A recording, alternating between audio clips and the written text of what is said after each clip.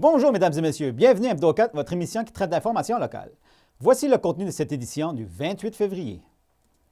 Maurice Quesnel, le directeur général de la Chambre de commerce Baie-des-Chaleurs, nous parle de la campagne de sociofinancement lancée à la suite d'un incendie survenu à la ferme Caprivore à Bonaventure.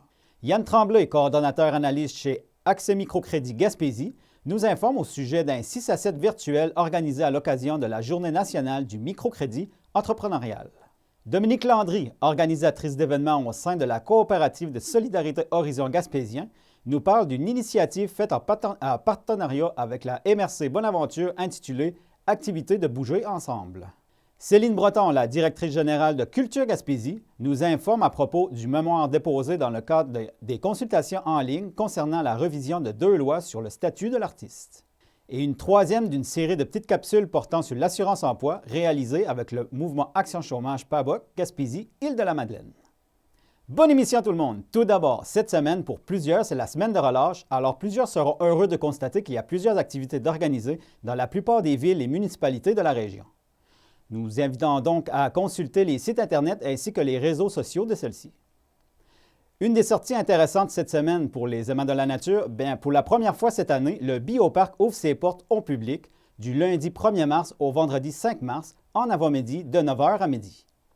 Aucune réservation nécessaire. L'admission se fait sur place au coût de 16 $ par adulte et de 10 $ par enfant, taxes incluses.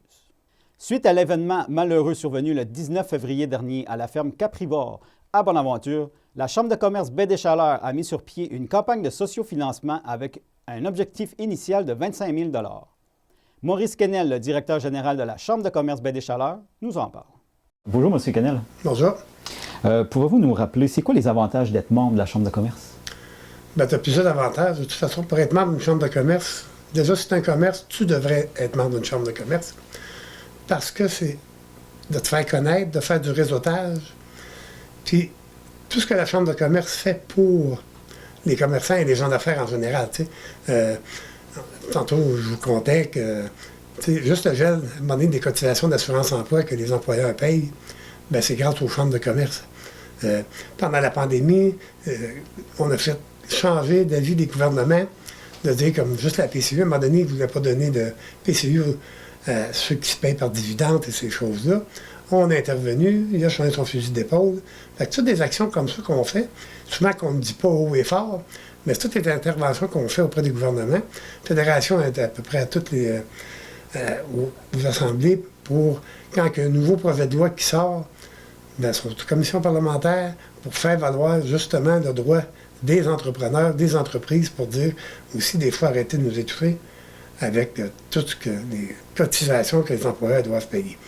Puis après ça, ben, on essaie d'amener plein de services à nos membres. On offre des formations, on arrive avec des conférences, on est là, s'ils ont quelque chose, ils peuvent nous appeler, puis on nous dit, s'il y a quelque chose que vous voudrez qu'on fasse, si on est capable de le faire, on va le faire, mais appelez-nous, puis dites-nous-le. C'est le plus vieux réseau qui existe à travers le monde. Il y a des chambres de commerce dans tous les pays du monde. Fait que si on veut vraiment, puis là, présentement, on offre des clans d'affaires avec la Chambre de commerce du Montréal métropolitain. Tu t'inscris, c'est virtuel, tu te rencontres entre 15 et 20 personnes. À peu près 4 rencontres qui se font. J'ai un entrepreneur ici qui me fait de Bonaventure, justement, qui a commencé les premiers clans d'affaires. Il les fait tout maintenant. Puis maintenant, il vend beaucoup à Montréal à partir de Bonaventure. Fait que, puis là, ben, au début de semaine, j'ai rencontré une entrepreneur qui était sur des clans d'affaires que lui a rencontré, qui va ouvrir un bureau à Bonaventure. Fait que c'est toutes des choses comme ça, du réseautage, c'est ça que ça amène. Puis c'est de faire connaître des fois ton commerce. Tu dis, les gens connaissent mon commerce. Oui, mais si tu viens des activités qu'on a, tu te fais connaître même quand on est en Zoom ou en Teams présentement. Mais si les gens te voient, ils vont penser plus à toi quand ça va être le temps d'acheter. C'est comme ça. C'est ça l'importance d'une chambre de commerce. C'est ça l'importance d'être membre d'une chambre de commerce. Puis là, malgré la pandémie et toutes les difficultés que ça amène, mais ici, la Chambre de commerce Baie-des-Chaleurs, vous avez resté très actif. Là. On a été très actif. On a offert 24 formations en 2020. Le 18 mars, on offrait déjà une formation gestion de crise, gestion des RH, au tout début de la pandémie. Fait qu'il y avait au-dessus de 80 personnes qui étaient en ligne pour cette première formation-là. Puis après ça, on doit faire, c'est ça, 24 formations par la suite, dont 3 formations, des certifications de haut niveau de l'Institut du leadership, des formations de 45 heures. La certification leadership et habilité de gestion, de direction, c'est-à-dire, puis après ça, tu avais une certification en stratégie. Plus des formations en marketing, formations en ressources humaines, il y a eu vraiment 24 formations au total. Puis cette année, on va en offrir d'autres aussi, là. Ça va commencer bientôt. On va avoir un conférencier qu'on reçoit le 18 mars, Carole Alain, un excellent conférencier, grâce à la participation de la SADC BD Chaleur. Fait qu'on travaille en collaboration comme ça avec tout le monde, tu sais. Fait que c'est pour ça qu'on est là. C'est de dynamiser aussi le milieu économique, tu sais, puis communautaire. On travaille avec tout le monde. Quand on a fait l'an passé la campagne d'achat local grâce à Desjardins, aux 2 caisses, la caisse du Centre-Sud gaspésien et la caisse de la Baie des Chaleurs, avec la campagne de jette locale du cœur à l'achat. On a vendu de 30 000 chèques cadeaux. Puis grâce à ça, les 2 caisses ont donné 25 000, 12 500 chacune des organismes, maison d'émergence, et après ça, centre de pédiatrie sociale du Centre-Sud de la Gaspésie. Fait que c'est des actions comme ça qu'on fait. Puis on va refaire d'autres campagnes d'achat local bientôt pour inciter les gens vraiment à encourager les commerces. T'sais. Fait que c'est bon pour les commerces aussi. Tu as des gens qui sont plus en affaires, qui sont à la retraite, mais qui continuent d'être membres de la Chambre de commerce. Fait que c'est ça. On est là pour dynamiser, on est là pour l'ensemble de la communauté. Puis on travaille dans notre vision, d'ailleurs, c'est travailler pour la richesse collective. Fait qu'on est là pour tout le monde. D'accord. Puis il y a d'autres actions aussi que vous posez, comme dernièrement, bien, il y a eu la ferme Caprivore là, qui est arrivé à un événement vraiment malheureux. Là, il y a une levée de fonds que vous avez partie. Bien, c'est ça, la semaine dernière, là, il y a eu le feu qui s'est passé dans la nuit du jeudi au vendredi à 1h du matin, qui est une catastrophe pour cette jeune couple d'entrepreneurs-là. Quand Caroline Poiré est arrivée au bureau vendredi matin, qui m'a dit ça, j'ai dit, bon, faut penser à faire de quoi ensemble. Fait que Caroline, elle me dit, je vais vérifier auprès d'eux pour avoir la permission de lancer une campagne de sociofinancement. On a eu le OK sur l'heure du midi. Fait que, au début d'après-midi, à 1h30, on a lancé ça sur GoFundMe. On a dit, on va se mettre un objectif de 25 000. Et ça a été atteint dans 5 heures. En 5 heures, le 25 000 était déjà atteint. Le soir, on l'a augmenté à 35 000. Puis on l'a laissé à 35 000, mais aujourd'hui, on est rendu au-delà de 52 600 $ présentement. Puis je pense que ça continue à donner. Là. Puis quand on va mettre fin à ça, ça va être selon la décision de Vincent Olivier et de Eliane. C'est eux autres qui vont dire, OK, on est mieux que vous arrêtiez. Là. Mais pour l'instant, on le laisse ouvert. Puis je pense que c'est important d'aider. Quand quelqu'un vit une catastrophe comme ça, surtout quand tu as un bâtiment qui passe au feu avec tes animaux, c'est ton gagne-pain.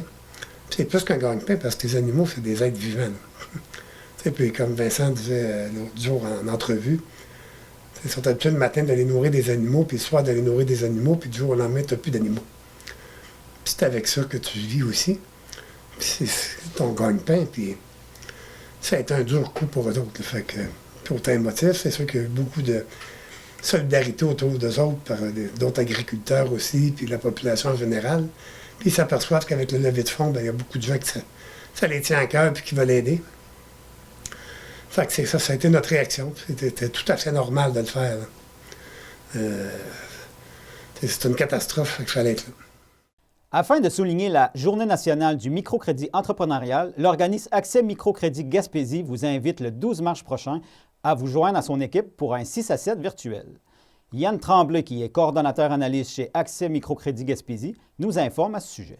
Accès Microcrédit, on est un organisme à but non lucratif qui œuvre dans le financement et l'accompagnement d'entrepreneurs. Donc, on offre des prêts au démarrage, expansion, consolidation d'entreprise, des gens qui ont peu ou pas accès au crédit conventionnel, mais aussi aux projets d'affaires en général. Et on offre un accompagnement personnalisé et de proximité qu'on appelle là, vraiment selon les besoins des promoteurs que l'on accompagne, de façon générale. En plus de ça, on offre aussi des ateliers de partage de connaissances entre entrepreneurs pour optimiser les qualités entrepreneuriales des entrepreneurs de la région Gaspésie et des îles de la Madeleine. Parce que vous offrez des microcrédits, mais aussi de l'accompagnement. Oui, oui. Nos prêts vont jusqu'à 20 000 L'accompagnement, lui, est gratuit aussi, là, avec ou sans prêt. Bref, ça peut être dès l'idée d'entreprise jusqu'à les opérations quotidiennes de l'entreprise. Là, ça y va selon les besoins des entrepreneurs. Puis vos services sont offerts aussi en anglais. Oui, oui. Depuis maintenant presque 2 ans, on a une ressource dédiée au support aux entrepreneurs anglophones dans toute la région encore. Et ça, c'est notamment de notre partenariat avec Développement économique Canada pour les régions qui nous accompagne, soutient dans ce développement de projet-là. OK. Et s'il y a des gens qui sont intéressés à investir? Oui, parce que nos fonds destinés aux prêts, nous, sont constitués de fonds privés issus de dons ou de prêts d'entrepreneurs, de gens d'entreprises de la région, d'organisations aussi. Ça, quiconque aurait le souci de voir ces économies, par exemple, pas nécessairement fructifier économiquement, mais socialement. L'impact économique dans la région et social dans la région est incomparable par rapport à d'autres possibilités d'investissement.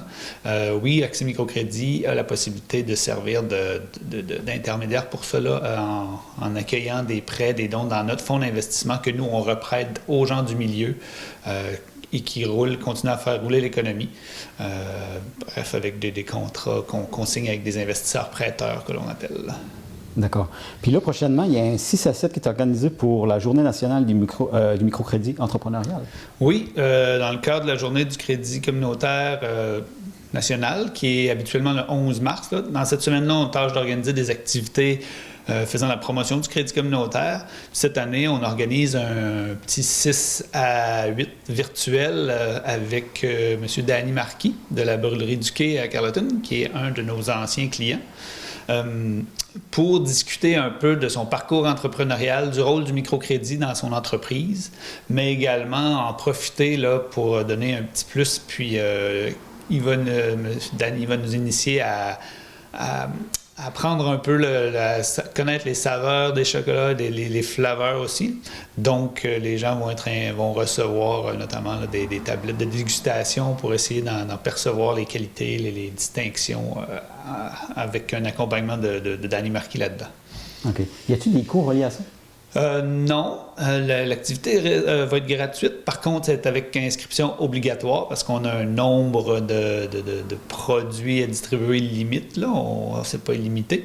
Fait que c'est obligatoirement avec inscription à travers, soit par téléphone, courriel ou via Facebook, là, qu'on peut nous contacter.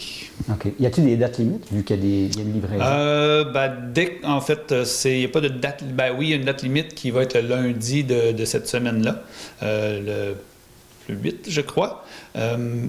Mais aussi, là, dès qu'on a le nombre maximal de participants atteint, ce sera les inscriptions vont se terminer également. Là. Alors, c'était un rendez-vous. Oui, ça risque d'être fort intéressant. Puis autant pour le partage en lien avec le parcours entrepreneurial qu'apprendre un peu à connaître les tablettes de chocolat qu'on peut avoir à notre disposition. Là. Les gens qui ont besoin de vos services, ils vous rejoignent comment? Soit par téléphone, 418-534-3834, courriel au info@amcgaspésie.org ou via notre page Facebook en nous envoyant un message ou autres médias sociaux, là, LinkedIn, Instagram et compagnie. Il est encore possible de s'inscrire aux activités de Bouger ensemble, une initiative faite en partenariat avec la MRC Bonaventure et la coopérative de solidarité Horizon Gaspésien. Afin d'en savoir davantage, nous avons rencontré pour vous Dominique Landry, organisatrice d'événements pour cette coopérative. Bonjour Dominique. Bonjour André. Pouvez-vous nous expliquer, c'est quoi en gros la coopérative de solidarité Horizon Gaspésie?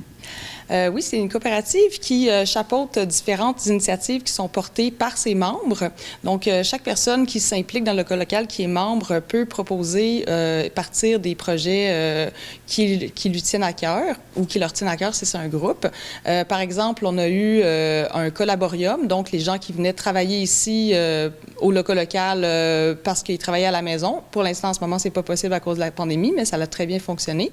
Ici, il y a beaucoup de choses qui est possible. Il y a il y a la location du local, mais il y a aussi il y a un groupe d'achat. Le groupe d'achat, c'est quoi au juste?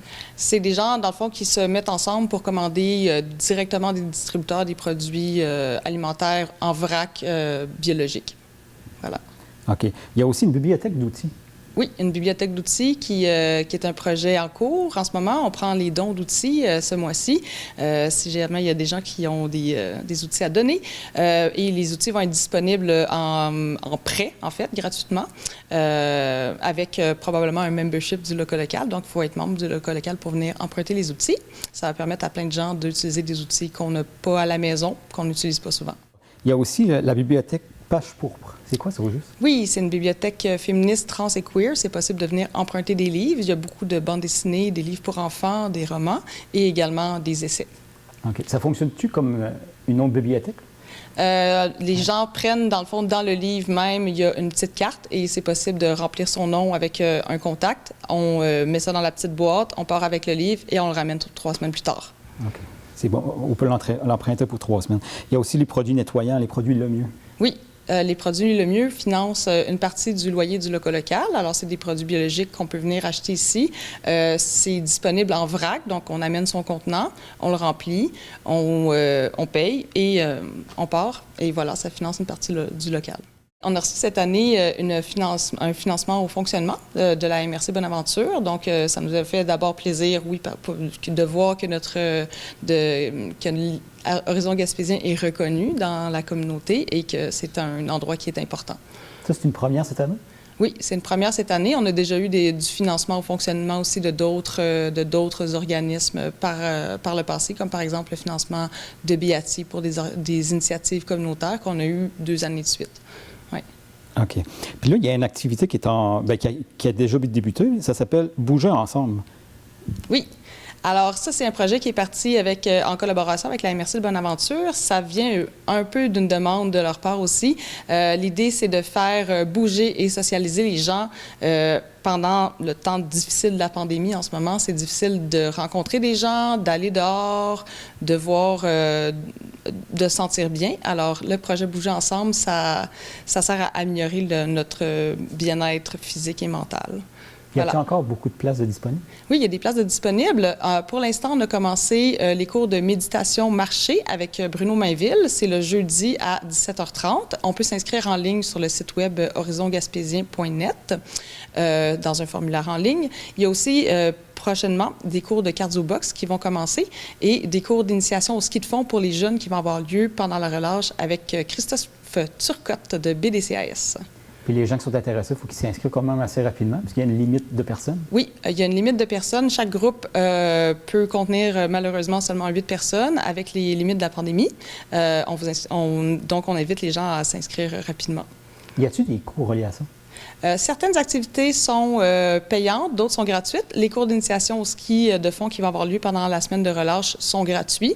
Il y a d'autres cours et activités qui sont payantes, mais on demande une contribution, dans le fond, c'est pas une contribution volontaire, mais on appelle ça une contribution financière selon vos moyens. Donc, par exemple, le cours de méditation marché, on va demander aux gens de payer entre 35 et 80 $ pour une session de 8 cours. Donc, ça permet à plusieurs personnes qui ont des moyens financiers réduits de venir quand même. Et puis, s'il y a des gens qui sont plus à l'aise, bien, ils peuvent donner un peu plus d'argent.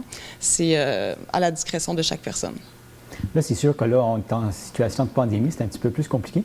Mais en règle générale, les gens qui ont besoin de louer le local, ça peut ressembler à quoi? Y a-t-il des coûts? Y a-t-il des exigences? Il faut être membre d'abord pour louer le local. Alors, c'est possible de s'inscrire en tant que membre. S'il y a des gens qui nous écoutent en ce moment, qui sont des sympathisants d'Horizon Gaspésien et du local local qui n'ont pas encore leur membership, on est en pleine campagne de membership en ce moment. Alors, c'est possible d'aller s'inscrire sur notre site web. On peut louer le local, oui, en temps normal. Et dans le fond, n'importe qui peut réserver le local pour faire une activité là, qui cadre dans les valeurs du local local. Et les organismes également peuvent venir louer le local. D'ailleurs, c'est déjà le cas avec, par exemple, le Centre Jeunesse Emploi de Bonaventure qui viennent faire des activités ici avec leurs jeunes. Okay, oui. Puis pour ce qui est des coûts, c'est dans le fond à la discrétion aussi des membres.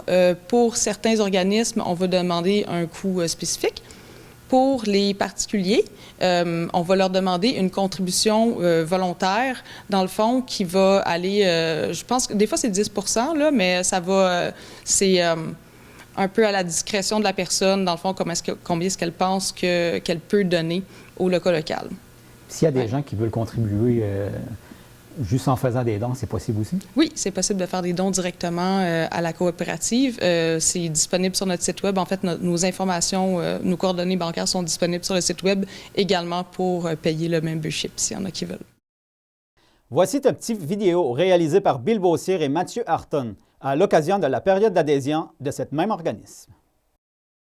Un bocal local qui frétille, un local qui fit dans le chat de ton aiguille, un lieu où on chasse du mieux qui brille. Brille donc avec moi dans le ciel. Tiens, attache ton sens au mien, v'là de la ficelle, tu vas voir, ensemble, on va faire des étincelles. On va se faire la courte échelle, on va s'aider à toucher le plafond de nos possibles, on va s'humaniser le quotidien, puis on va danser sur du plausible. Viens participer à du plus grand, à du sensible, à ce nouveau refrain de plus en plus audible.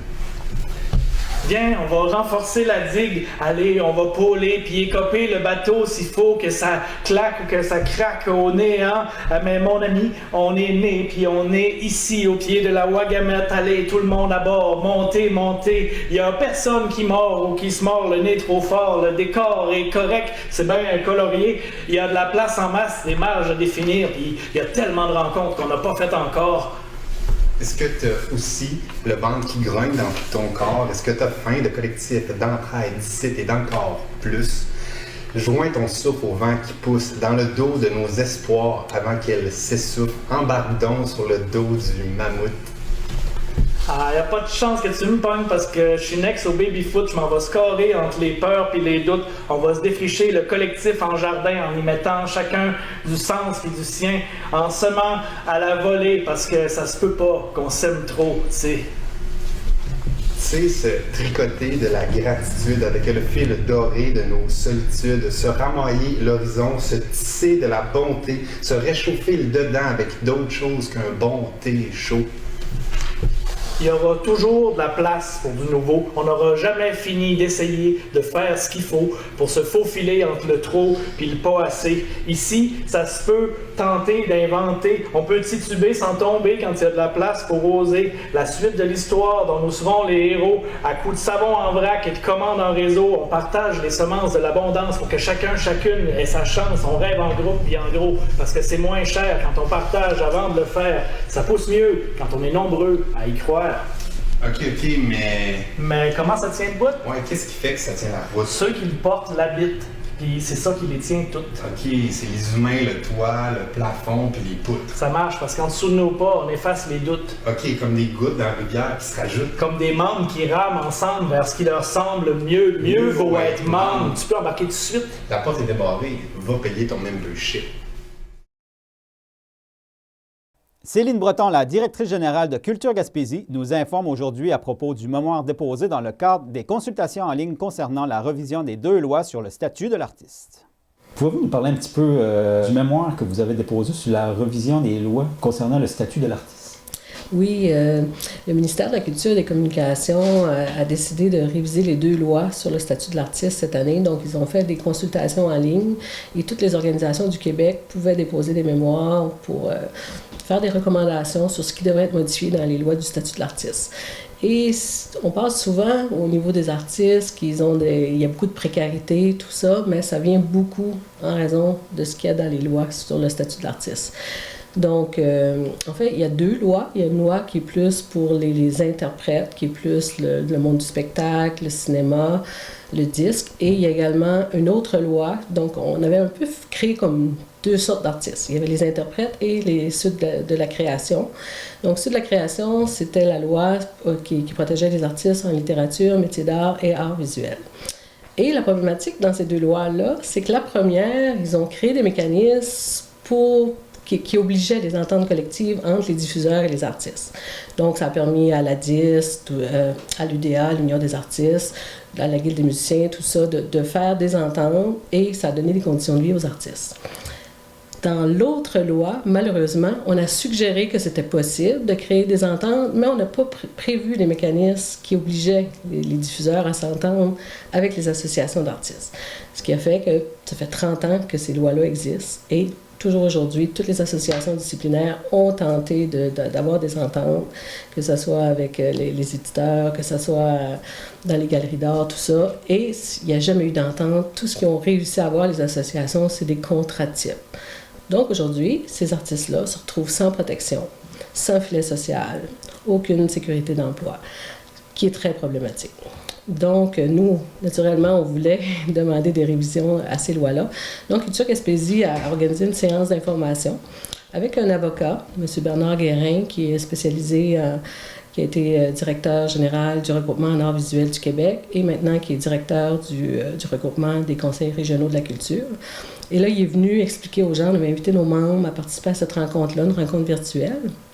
Et il a vraiment vulgarisé, tout expliqué, toutes les deux lois, puis les différents recours qu'il avait tenté de faire au cours des années pour faire changer les lois, qui n'avaient pas eu beaucoup de gain de cause. Et là, les membres ont pu s'exprimer, puis nous exprimer c'était quoi leur condition de vie, comment ça se passait, eux, leur réalité. Et nous, dans le fond, on a pris vraiment toutes les recommandations, les idées qui sont venues de cette rencontre-là. Et on a pondu un mémoire là, pour représenter les réalités gaspésiennes également et des différentes suggestions là, pour réviser ces deux lois-là. Et je pourrais vous dire un peu la grande recommandation qu'on fait dans le fond, c'est que nous, on dit qu'il ne devrait plus avoir deux lois. Il ne devrait pas avoir de distinction entre les artistes. Il devrait avoir un statut d'artiste et une loi qui protège tous les artistes. Et là, ça donnerait, à ce moment-là, tous les artistes auraient un pouvoir de négociation et pourraient être représentés pour avoir des conditions de travail. Donc ça, c'est la première chose là, qu'on demande. Et c'est sûr qu'on a fait ressortir là-dedans toute la problématique de... On demande souvent aux artistes pour avoir le statut professionnel d'avoir exposé dans des lieux reconnus. Et ça, pour nous, en région, c'est une grosse problématique. Parce qu'en Gaspésie, on a un lieu reconnu. On a Vaste et Vague, heureusement qu'ils sont là, qui font un beau travail, mais c'est vraiment pas assez. Donc, les artistes n'ont pas beaucoup de lieux pour pouvoir exposer. Donc, ils ne peuvent pas accéder à la professionnalisation facilement. Ils sont obligés de s'exporter dans d'autres régions pour pouvoir aller exposer. Donc, tu sais, on a dit qu'il faudrait vraiment que la reconnaissance des artistes, le statut professionnel, soit adapté également aux réalités régionales. Parce qu'il n'y a pas juste la Gaspésie qui vit cette problématique-là. Là, pratiquement toutes les régions éloignées le vivent également. Soit en Abitibi, au Saguenay, tout ça, il n'y a pas beaucoup de lieux reconnus. Donc, on a vraiment axé un peu sur les problématiques là, qui étaient vécues dans notre région. OK. Là, le mémoire il a été déposé. C'est quoi la prochaine étape? Oui, mais la prochaine étape, là, c'est ça, on avait jusqu'au 1er février pour déposer tous les mémoires. Donc, c'est toutes les organisations du Québec qui déposaient. Là, le ministère de la Culture, ils vont faire l'étude de tous ces documents-là qu'ils ont reçus. Et il y a des législateurs, dans le fond, qui vont étudier tout ça, qui vont préparer des recommandations au ministre pour éventuellement là, réviser les lois.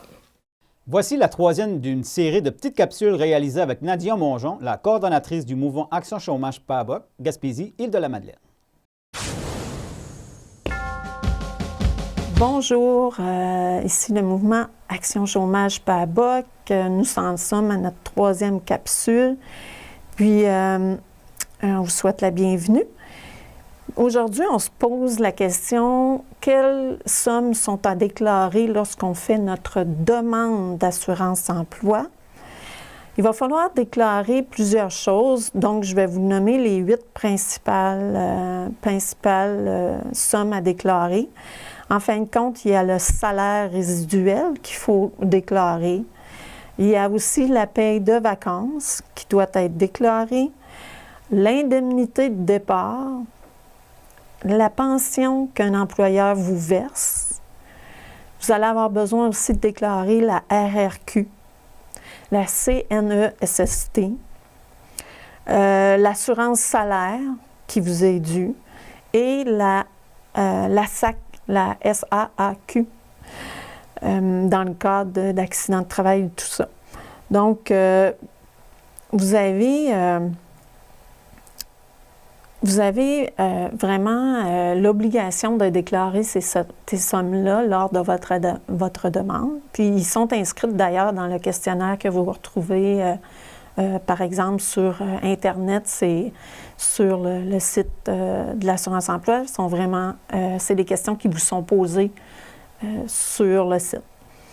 Voilà, donc tenez-le vous pour dit, il vous faut déclarer ces sommes-là. Et voilà, mesdames et messieurs, ce qui complète votre émission Hebdo 4 du 28 février. Merci beaucoup d'avoir été avec nous et à la prochaine!